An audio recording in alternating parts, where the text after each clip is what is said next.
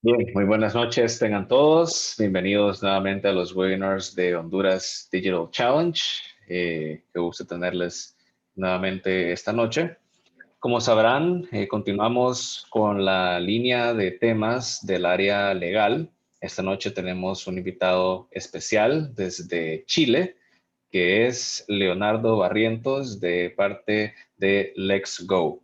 Como habrán visto en la información del Slack, pues LexGo ha venido bastante enfocado en apoyar, impulsar a startups en el área legal, y esta noche vamos a estar viendo un poco el tema de contratos web y algunos pues otros consejos legales de parte del equipo de LexGo. Así que muchas gracias, Leonardo, por acompañarnos en esta noche. Gracias por tus consejos y por la asesoría para los equipos del HDC.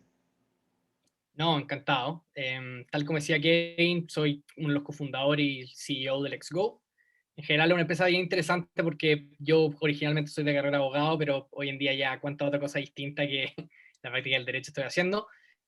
Pero de todas formas ha sido muy interesante cómo construimos una herramienta para hacer de lo legal más fácil para un montón cierto de fundadores a lo largo de la región. Y uno de los temas más importantes fue el que hablábamos con Kevin, que es cómo carajo, ¿cierto? Vendemos nuestra solución desde que no tenemos nada más que una idea entre manos, ¿cierto? Hasta cuando realmente estamos atendiendo cientos de miles de personas de forma diaria, una plataforma que prácticamente tiene que venderse sola. Entonces, siempre ha sido interesante ver cómo podemos dar un brochazo relativamente general acerca de cuáles son estos instrumentos que uno ve regularmente que las startups utilizan para vender sus soluciones y quizá ir revisando detalle a detalle cuáles son las condiciones que la hacen diferente una y otra y cómo se aplican estas para los distintos modelos de negocio. Así que eso es lo que nos convoca hoy día. Tal como hablamos con Kane hace unos minutos atrás, encantados sigan dejando sus preguntas a lo largo de la presentación en el chat. Ahí Kane va a interrumpir regularmente para tratar algunas de las preguntas que tengan relación con el tema que estamos tratando, independiente que al final de la presentación, ¿cierto? Vamos a tener un espacio para tratar todo tipo de preguntas o comentarios que les gustaría tener, no solamente esta presentación en particular, sino quizás como la experiencia del LexGo en los últimos 3 años puede ser de útil para ustedes que están comenzando sus negocios. Entonces, no sé si mayor presentación, Kane, simplemente comenzamos con este pequeño taller, ¿cierto? Y Súper. en general, cómo me gusta partir es simplemente entender cuáles son los contratos más típicos que uno ve en el que las startups utilizan para vender sus soluciones. Y esencialmente son 5, independientemente que pueden haber distintas derivaciones de cada una de estas. Pero son esencialmente, y cómo las ordené, ¿cierto? Es desde qué tan maduro está el producto hasta el más definitivo. Entonces parte, ¿cierto? Muy usualmente con cartas de compromiso o pilotos. Y a medida que la venta parte de ser una venta caso a caso, casi con ejecutivos de venta, y hasta un modelo mucho más de autoservicio. En general, así es como se están tratando. Independiente que hay empresas que desde siempre atienden a sus clientes con un término de servicio, u otras que siempre cierran un contrato de venta enterprise o de high touch, que le llaman, que van a estar obligados a sentarse con ejecutivos de alta dirección, ¿cierto?, la empresa para cerrar estos contratos mucho más caros que lo que es un SaaS de 10, $20, ¿cierto? Entonces, el primero de ellos es la carta de compromiso, que por sus siglas, que seguro que la han leído harto, es un LOI, ¿cierto? Un Letter of Intent. La verdad es que este es un documento que no es otra cosa que un contrato preparatorio, que suele formar muchas partes que los fundadores lo utilizan como parte de su proceso de venta o validación de su idea. Y la verdad es que es un contrato muy simple. En general tiende a ser un documento que documenta cómo hacer el proceso en el que se va a detallar el contrato definitivo. Entonces tiende a ser un documento de 1 o 2 páginas en que es muy breve, muchas veces ni siquiera es obligatorio, ¿cierto? No es vinculante, sino que simplemente setea las condiciones en el que vamos a cerrar nosotros nuestro contrato definitivo. Entonces, de alguna forma, este contrato de compromiso simplemente indica cuáles son los términos generales del servicio que vamos a prestar y cuál va a ser el precio o el rango en el que se hace tener el precio final para el producto o servicio que prestamos. Y la verdad es que para aquellos que ya hayan pasado o están viviendo esta etapa, las cartas de compromiso se usan mucho para validar tracción en etapa temprana. Todavía no tenemos un producto o servicio completamente construido o ni siquiera empezado, es decir, estamos buscando cierta validación que demuestre que hay interés porque esta solución exista. Entonces, una buena forma de validar que qué sé yo, B2B, ¿cierto? Quieren comprar esta solución es de que nos firmen un letter of intent antes siquiera de que exista. Entonces, Tal como les comentaba, este documento tiende a utilizarse cuando el producto o servicio todavía no existe, pero yo quiero demostrar ante terceros de que existe un interés en construir una relación comercial en el futuro, o me da cierta validación para obtener financiamiento para construirla. Creo que eso es muy importante, sobre todo a medida que lidiamos con empresas de mayor envergadura o corporaciones que un solo contrato de ellos es capaz de financiar, ¿cierto?, la operación de los primeros años. Luego de ello, yo diría que como un primo hermano, ¿cierto? Esto es un contrato de piloto, en que las empresas muchas veces lo solicitan cuando antes de decidir comprometerse, ¿cierto?, con un servicio a largo plazo, la empresa suelen pedir algún tipo de documento legal, ¿cierto?, para implementar una prueba de concepto.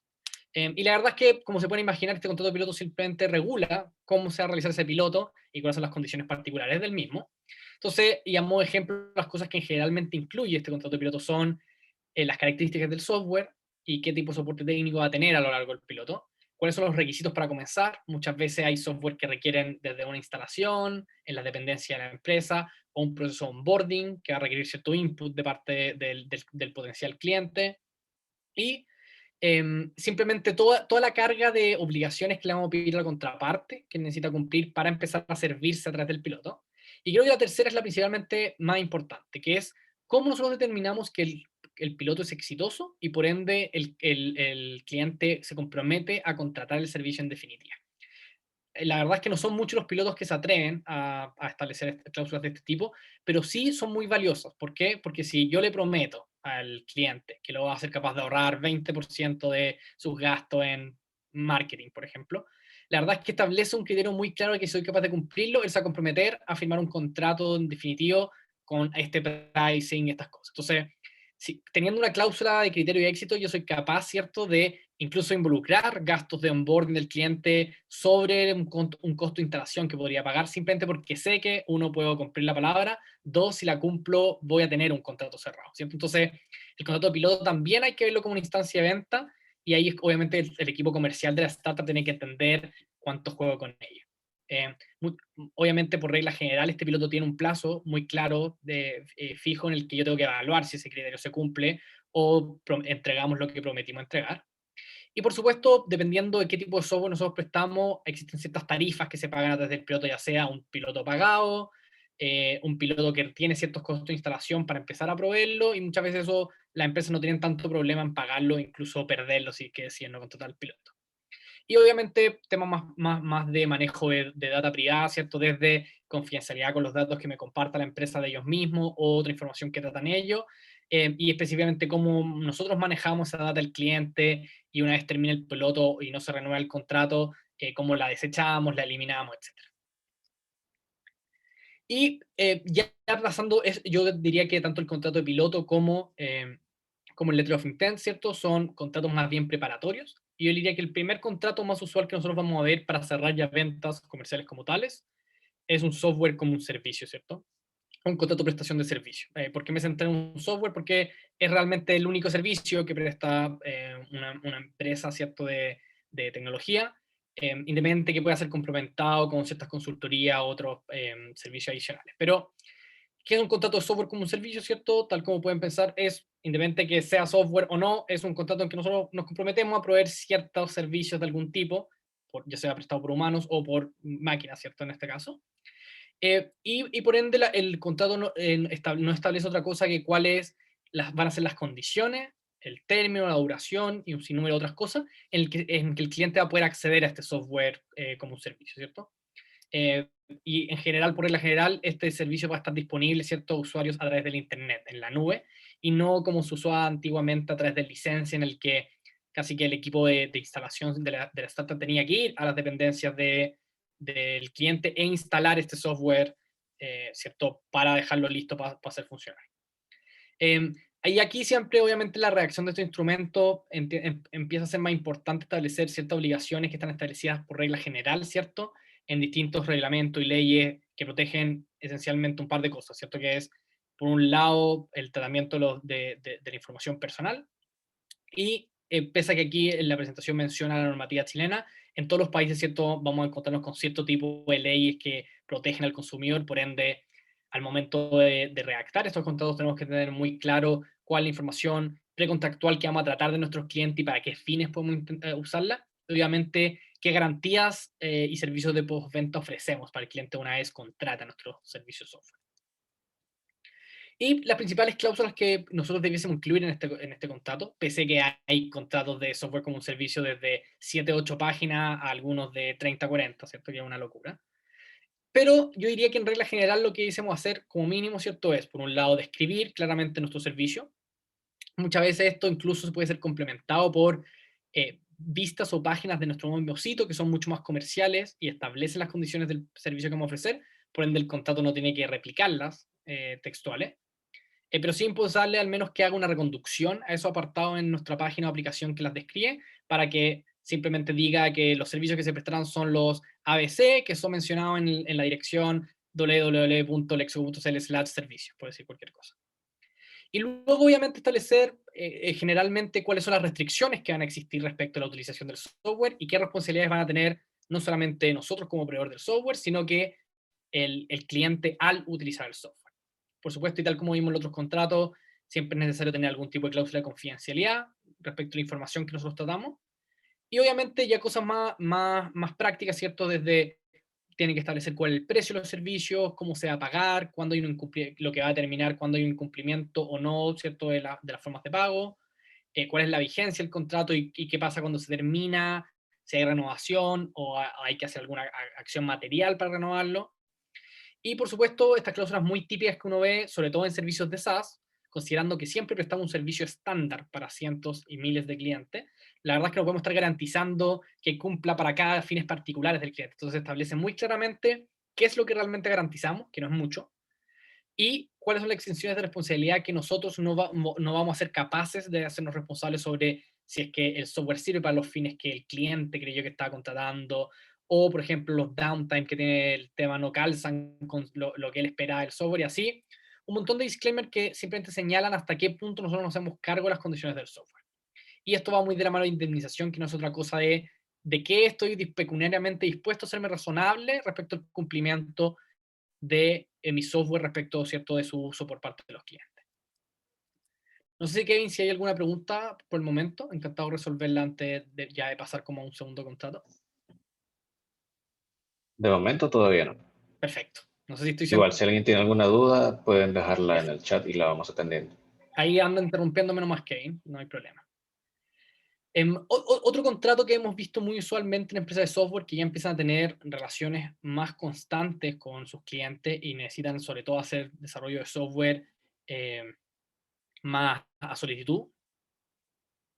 Perdón, aquí antes de continuar nos están haciendo una pregunta de Ricardo Madrid nos está preguntando, ¿nos puede dar un ejemplo de un LOI?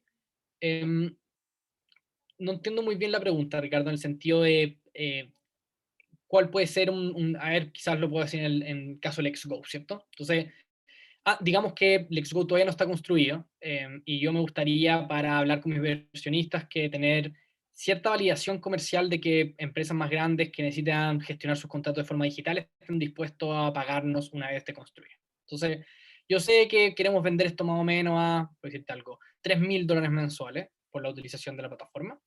Y yo sé que me voy a demorar entre 3 4 meses programándolo para tener la primera versión que estaría dispuesto, ¿cierto?, el cliente a conversarlo. Entonces, ¿qué es lo que va a decir ese LOI? Yo me voy a sentar con el cliente y decir, mira, vamos a construir este software, encantado, me gustaría, antes de ponerme a desarrollarlo, si usted se puede comprometer a pagarnos una vez esté listo, y para ello, y empezar a programarlo siquiera, necesito alguna forma, una carta que usted me diga que lo va a contratar una vez esté listo, y no sé, le va a dar un premio. Si usted me firma esta carta, que no es vinculante además, yo le doy un precio descontado por su primer año, en vez de pagarme $3,000, me va a pagar 2,000, ¿ya? Entonces, ¿qué es lo que va a decir ese contrato? Esta carta de compromiso no va a decir nada más que, por un lado, comparece Leonardo Barrientos en representación de LexGo y por ende Kevin de Company Incorporated. Y lo único que va a decir es como LexGo quiere prestar un servicio de gestión contractual de documentos al cliente por el que lo disponibilizará en el plazo de 4 meses y el cliente se compromete a contratar este contrato una vez esté listo a tal precio y una vez la empresa notifique, ¿cierto?, al cliente que esto va a estar listo. Las condiciones van a ser esta y otra y ahí luego ya los misceláneos de un contrato, ¿cierto? Y la verdad es que no es mucho más que eso, ni siquiera es vinculante, establece ciertas reglas, no hay plazo en el que el software va a estar listo, pero a mí me sirve para hablar con mi inversionista o cualquier tercero que hay interés de empresas que son capaces de guiar, ¿cierto? ¿Cuál software que voy a desarrollar y en qué tiempo necesito desarrollarlo? Francisco Murazán pregunta también, en el caso de pruebas de piloto, perfecto, de nada, Ricardo. En el caso de pruebas piloto para una app plataforma, ¿es posible realizar a nivel regional? Sí, la verdad es que el mismo contrato piloto, esta es una gracia del contrato piloto, es de que incluso yo puedo establecer para cada piloto legislaciones distintas sobre la que se va a vincular este contrato o simplemente la de mí como proveedor, ¿cierto?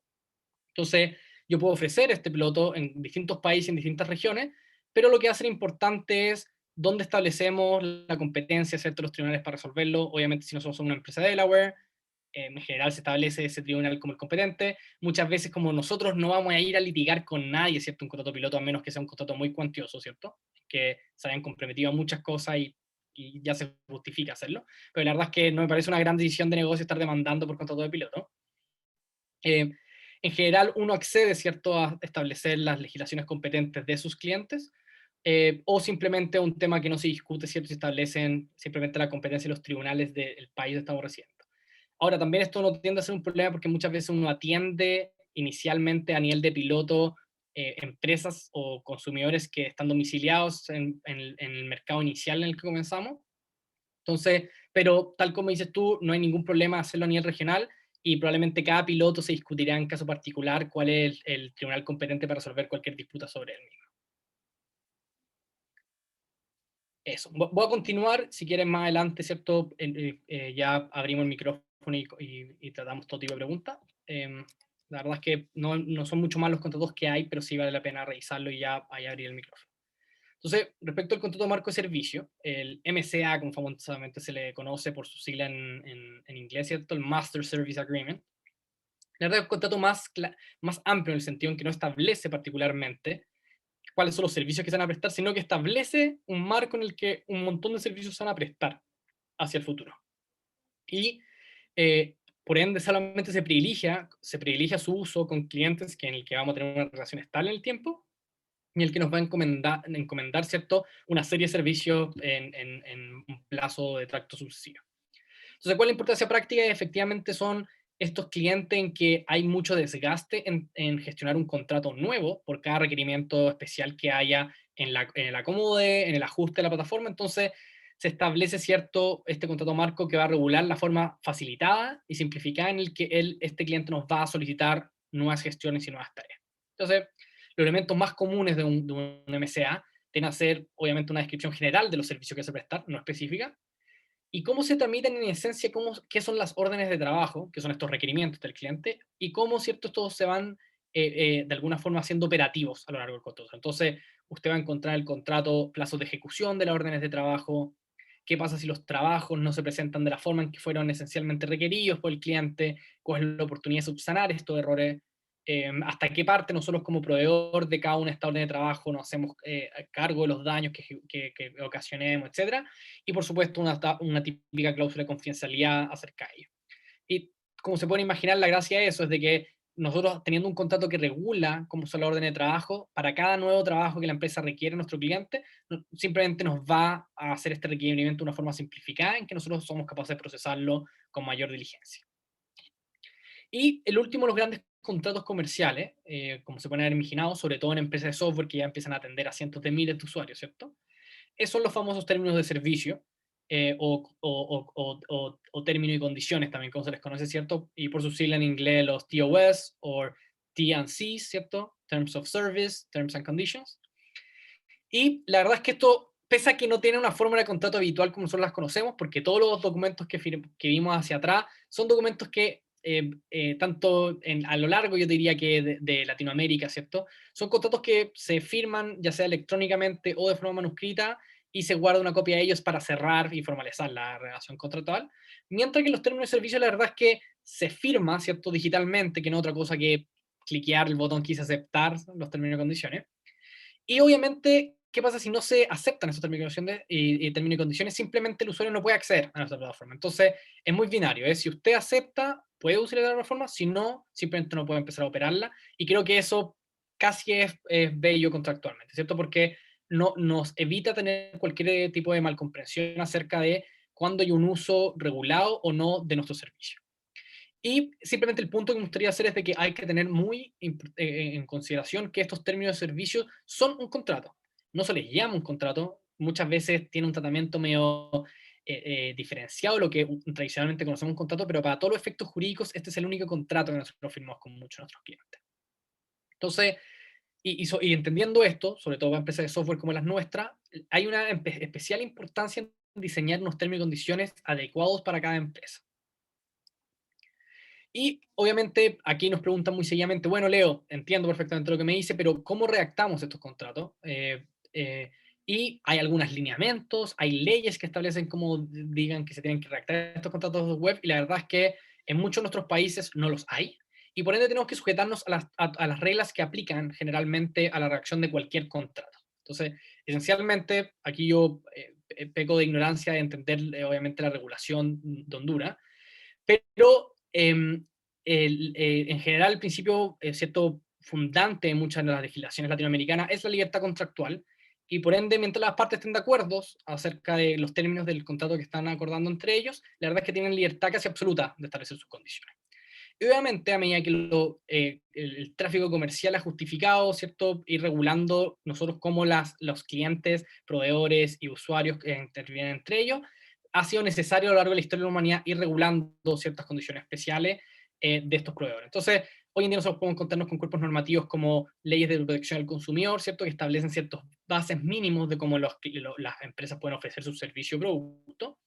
Y hoy en día cada vez está siendo más importante incluso cómo esas empresas tratan los datos personales de nuestros clientes y para qué pueden utilizar esa información. Y esto también, ¿cierto?, se le conoce como leyes sobre protección de la vida privada o tratamientos de datos personales y así. Y el cuarto punto que parece especialmente importante recalcar, ¿cierto?, es que incluso hoy en día han habido cuerpos que regulan la prestación de servicios de software a empresas que ni siquiera están domiciliadas en esos países, como lo es el caso de la famosa GDPR europea, ¿cierto?, que es el Reglamento General de Protección de Datos, y es tan fuerte el carácter vinculante de esta reglamentación de que incluso aplica para software que está domiciliado fuera de Europa y que de alguna forma tiene usuarios domiciliados en Europa.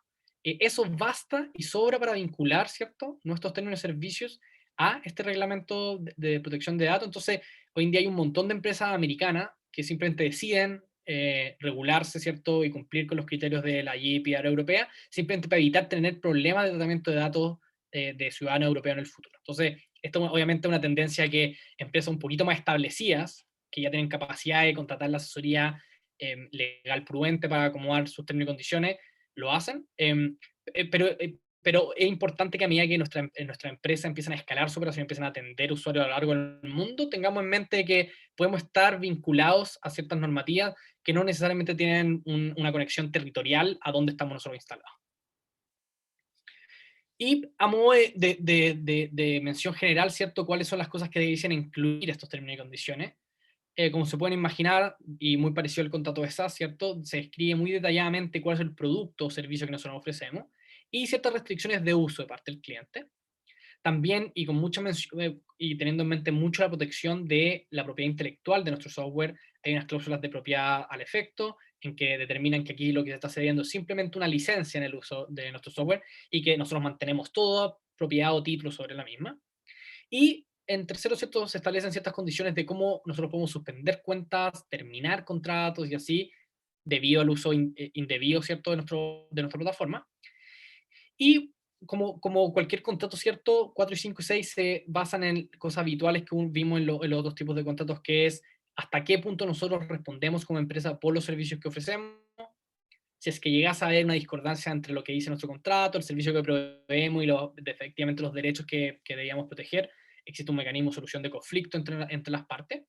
Y en el peor de escenarios, si ya no podemos solucionar nuestro conflicto, ya sea de forma transaccional y ya hay que acceder a ciertos remedios legales, ¿cierto?, establece muy claramente dónde se tiene, cuál es el tribunal que va a tener la competencia para resolver y cuál es el derecho que se va a aplicar para resolverlo.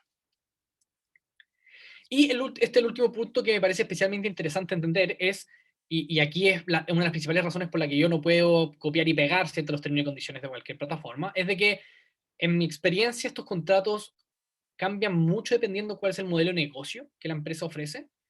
Y me gustaría brevemente mencionar cuáles son las disposiciones que yo creería que debe incluir cualquiera de estos términos de servicio dependiendo de cuál es la solución que nosotros ofrecemos. Entonces, en el caso de los SaaS, tal como vimos en el contrato anterior, ¿cierto? Este es un caso en que ya no vendemos el SaaS con un documento, sino que vendemos el SaaS a través de nuestros términos y condiciones, ¿cierto? Entonces, ¿qué es lo que establece estos términos y condiciones? Esencialmente el contrato de SaaS. Establece cuáles son las licencias que nosotros ofrecemos, las condiciones, las restricciones de lo que ofrecemos y por qué extensión de precio, duración, etcétera, nosotros ofrecemos. Y aquí los tips, uno de los ejemplos que se les puede venir a la mente, ¿cierto? Es como empresas como Segment, Ironclad, Sendver, que nos cobran una mensualidad por tener acceso a nuestro servicio y nosotros pagamos, ¿cierto? Y mientras estemos pagando y renovando ese contrato, vamos a seguir manteniendo acceso a nuestras cuentas para seguir operando sobre ellas. Luego vienen servicios que yo los llamo distintos a un SaaS, ¿cierto? Que empieza a ser por suscripción, ¿cierto? No son software, no es un software solo anual que me dan acceso, sino que simplemente regula la contratación de contratos de tracto sucesivo de productos o servicios. Puede ser indiferente. Entonces, casos muy parecidos, ¿cierto? Es como Dollar Shave Club, en el que me mandan todos los meses mis distintos suplementos para afeitarme.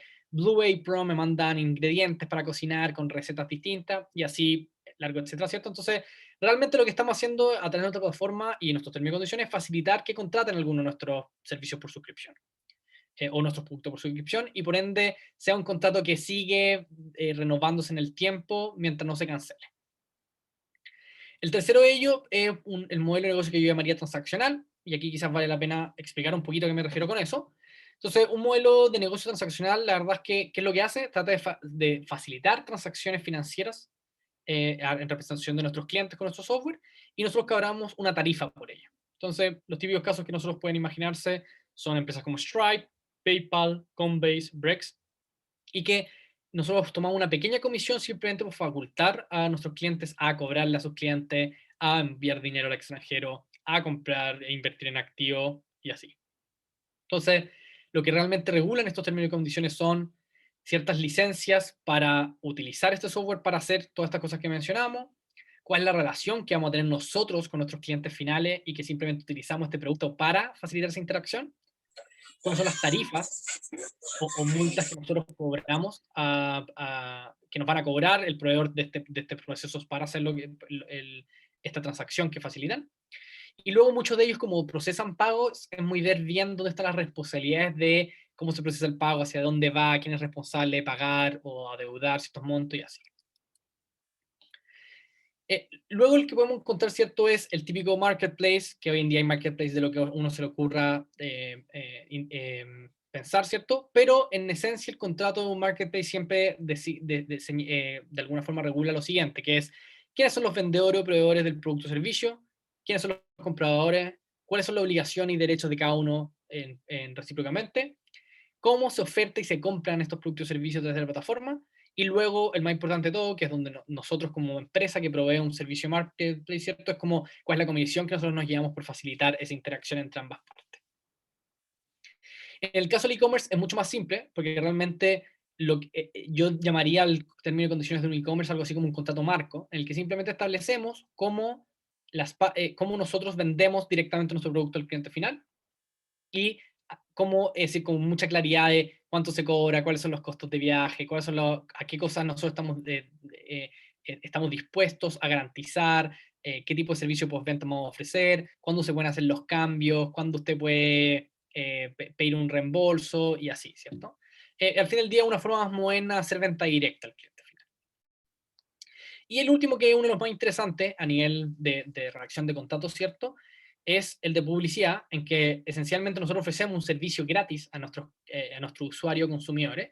Y la verdad es que la principal fuente de ingresos para la plataforma son los que vienen de la publicidad que exhibimos en la aplicación o plataforma. Entonces, realmente lo que tiene que establecer los términos y condiciones de una empresa con este modelo de negocio es la previa aprobación de nuestros clientes de que ellos van a ser expuestos a este tipo de publicidad al utilizar los servicios, y por ende hay una preaprobación antes de mostrarle, dado que nosotros necesitamos el consentimiento para hacerlo. Es decir, el cliente tiene que entender que la forma de mantener este servicio gratuito es a través de nosotros ser capaces de monetizar estos servicios a través de la exhibición de estos ads, ¿cierto?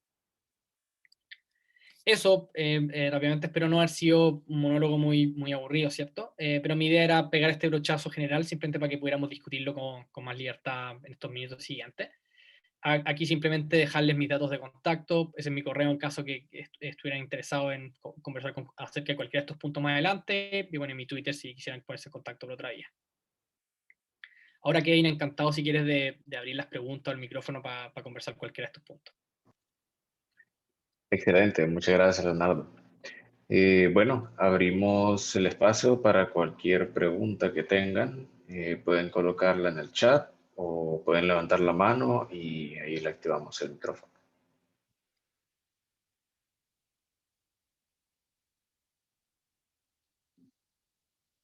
Vamos a ver.